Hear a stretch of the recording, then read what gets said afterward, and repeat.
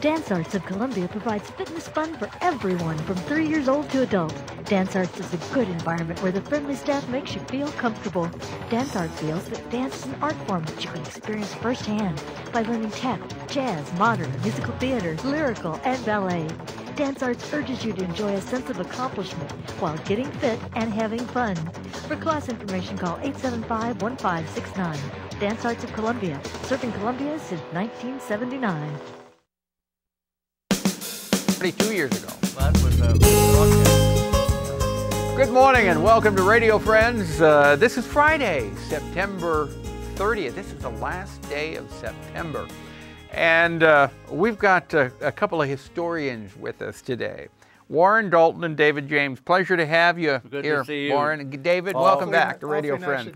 Yeah, we were trying to figure out how long have I known you, Warren, Dalton? Well, I've known you since you were a weatherman. Yeah, so 42 years. 42 years. Yeah, but here's a guy, Warren Dalton. How old are you?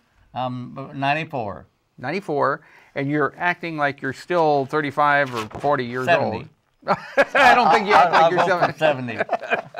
How many books have you written? Well, David and I have just finished the third book.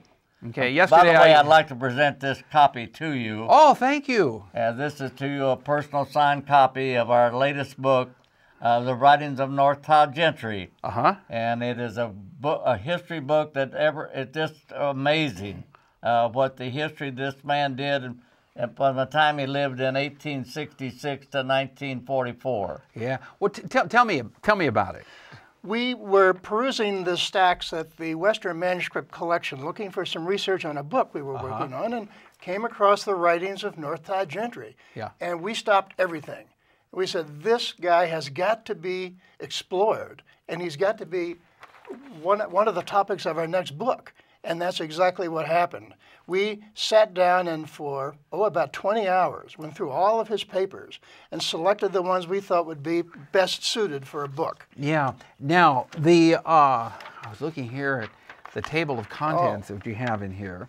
Theaters and meeting halls, Columbia banks, manufacturers, flouring mills. Yes. Flouring mills? Right. Yes. Hotels of Boone County, our first letter carrier. I mean, this just goes on and on and on.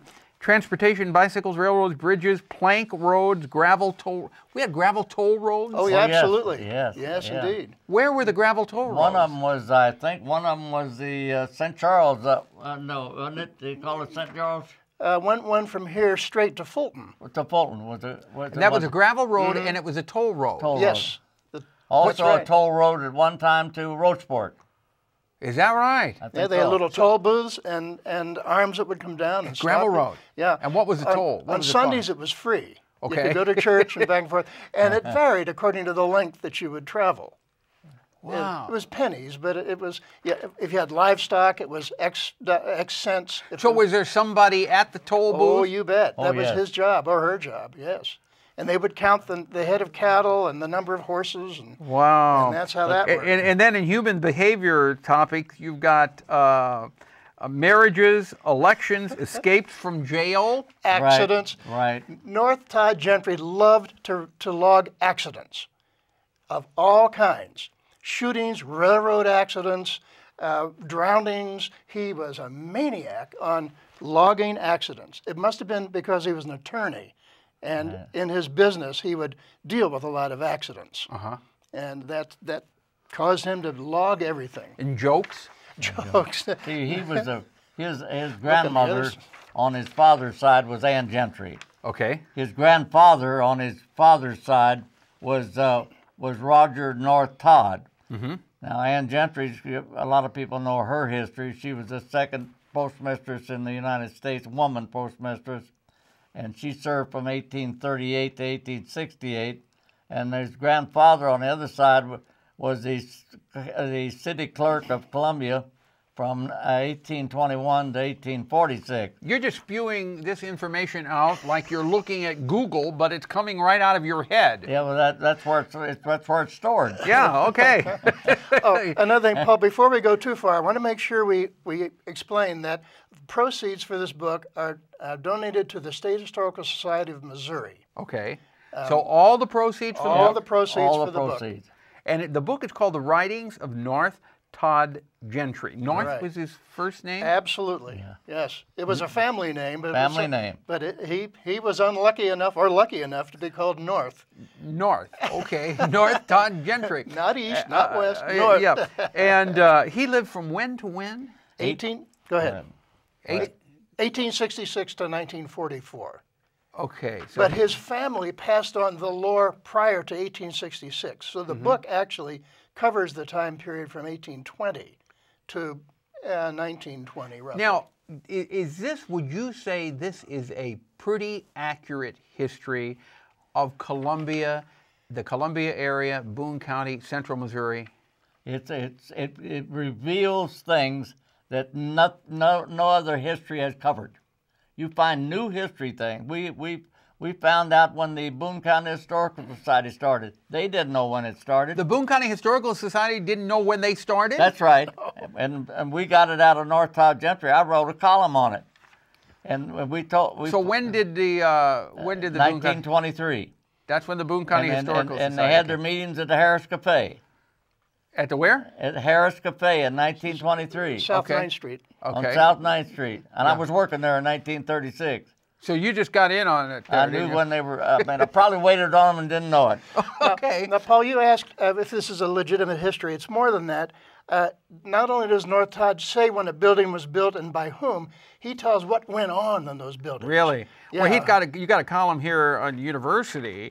University of Missouri established. Oh, yeah. The Missouri alumnus university building with 9 names. Right. There's one university building that has 9 names. Not there anymore, but Not there anymore. It did have 9 names. started Really? out being the Normal Academy for women. Uh-huh. And then it became the music building, and it became the dean's office, and it became 9 different things. And Okay. Is that the only building of the university that can boast that many names? Probably. Probably, yes. And what happened to it? It collapsed. It was a wooden building. And it simply collapsed. It just- Under all the time, the names on it were too heavy, and it caused it to collapse. But where can they get this book? Okay, the book can be gotten at the State Historical Society of Missouri. Okay. The Boone County Historical Society, Columbia Art League on 9th Street, the Columbia Daily Tribune, and Blue Stem Missouri Crafts at 13 South 9th Street. Okay, it is The Writings of North Todd Gentry. You know, and thank you so much for this copy of this. You can put it down. Yeah. On page 2, you're going to laugh yourself sick in the evening if you read that story. Page 2. Page 2 of the book. Page 2.